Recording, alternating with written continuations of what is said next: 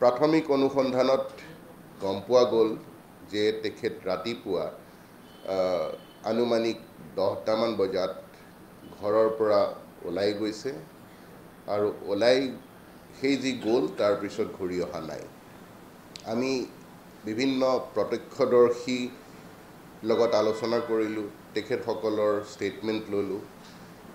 ওচৰত CCTV আছে নেকি সেইখিনি চালোঁ।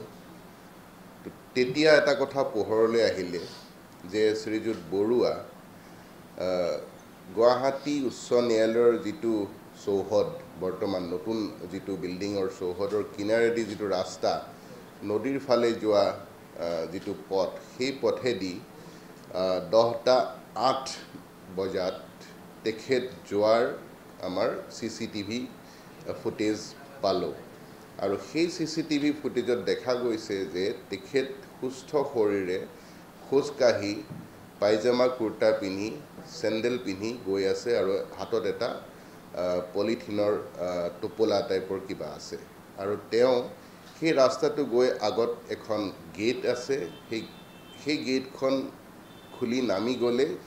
ৰাইট ছাইডে চব্জি মাৰ্কেট পায় আৰু চিধা গ'লে একদম নদীলৈ নামি যাব পাৰি। তাৰপিছত আমি সেই চব্জি মাৰ্কেট যিখন আছে, শাক পাচলিৰ বজাৰ, তাৰ বেপাৰীসকলৰ লগত কথা পাতিলোঁ। তাৰে দুজনমান প্ৰত্যক্ষদৰ্শীয়ে ক'লে যে হয় শ্ৰীযুত বৰুৱা সেইফালেদি সেই আনুমানিক সেই সময়ত আহিছিলে আৰু তাতে অকণমান শাক পাচলি বজাৰৰ ফালে সোমাই তেওঁ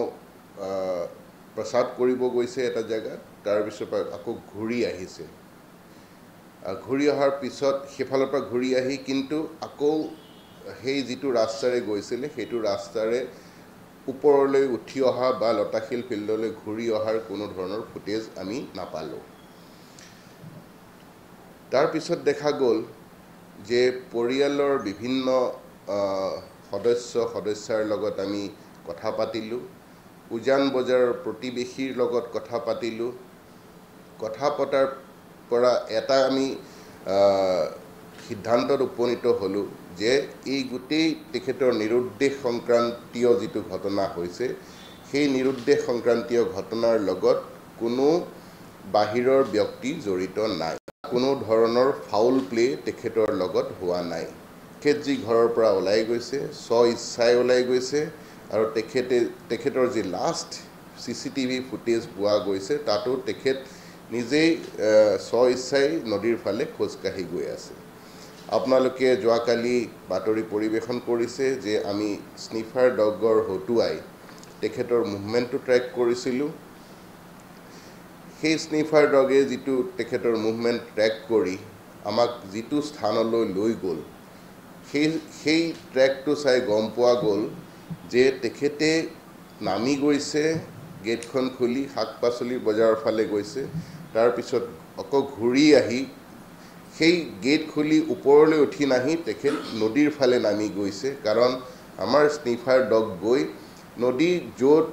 গৰাত য'ৰ পৰা পানী আৰম্ভ হয় তাতে ৰৈ গৈছে। গতিকে ইয়াৰ পৰা আমি এটা সিদ্ধান্তত উপনীত হ'ব পাৰোঁ যে সেইখিনিলৈকে শ্ৰীযুত বৰুৱা যোৱাটো হয়। এতিয়া যিমানখিনি আমি বিভিন্ন ব্যক্তিৰ লগত কথা পাতি গম পাইছোঁ যে তেখেত কিবা কাৰণত অসন্তুষ্ট আছিলে আৰু সেই অসন্তুষ্টিৰ কাৰণ বোধ হয় অলপ ব্যক্তিগত আছিলে। আৰু সেই ব্যক্তিগত কাৰণ কি হ'ব পাৰে সেইখিনি পৰিয়ালৰ লোকে বেছি ভালদৰে জানিব। কিন্তু আমি তদন্তত এটা কথা গম পাইছোঁ যে ব্যক্তিগত আৰু পৰিয়ালগত কিছু কথাৰ কাৰণে বা কিছু কামৰ কাৰণে বা অলপ তেখেত খুব মুডি আছিলে, গতিকে কিছু কথাত তেওঁ আঘাত পাইছিলে। সেই আঘাতৰ কাৰণ তেখেতৰ যি নিজা পৰিয়ালো হ'ব পাৰে বা আন কোনো ব্যক্তিও হ'ব পাৰে। গতিকে আমি এটা সিদ্ধান্তত উপনীত হ'লোঁ যে তেখেতে পৰিয়ালগত কিছু কাৰণত আঘাত পাইছিলে আৰু সেই আঘাত পাই তেওঁ ঘৰৰ পৰা স্বইচ্ছাই ওলাই গৈছে আৰু ওলাই যোৱাৰ পিছত আমাৰ CCTV ফুটেজে যিটো দেখুৱাইছে আৰু ট্ৰেকাৰ ডগে স্নিফাৰ ডগে যিটো দেখুৱাইছে সেইটোৰ মতে তেখেত নদীৰ একেবাৰে পানীৰ ওচৰলৈ যোৱাটো বৰ্তমান থিৰাং কৰা হৈছে কিন্তু তাৰ পৰা ঘূৰি অহা বা উঠি অহাৰ এতিয়ালৈকে আমি কোনো ধৰণৰ তথ্য পোৱা নাই আমি তদন্তত বিভিন্ন দিশ সামৰোঁ গতিকে এটা প্ৰবেবিলিটি হ'ব পাৰে যিহেতু তেখেত কিবা কাৰণত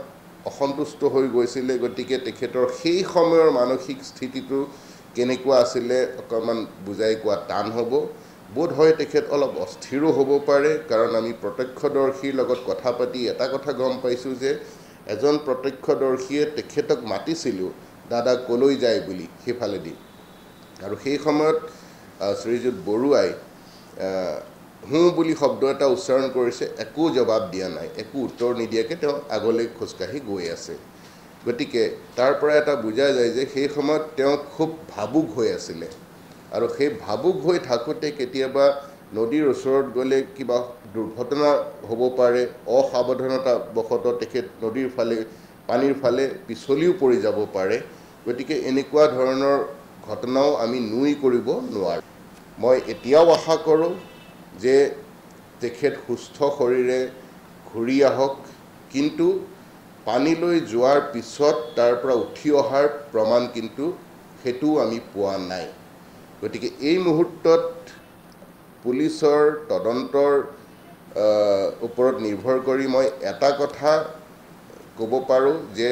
এই গোটেই ঘটনাটোৰ লগত কোনো বাহ্যিক শক্তি জড়িত নাই তেখেত কিবা এটা ব্যক্তিগত আৰু পৰিয়ালগত কাৰণত মনত আঘাত পাই তেখেত ঘৰৰ পৰা স্বইচ্ছাই ওলাই গৈছে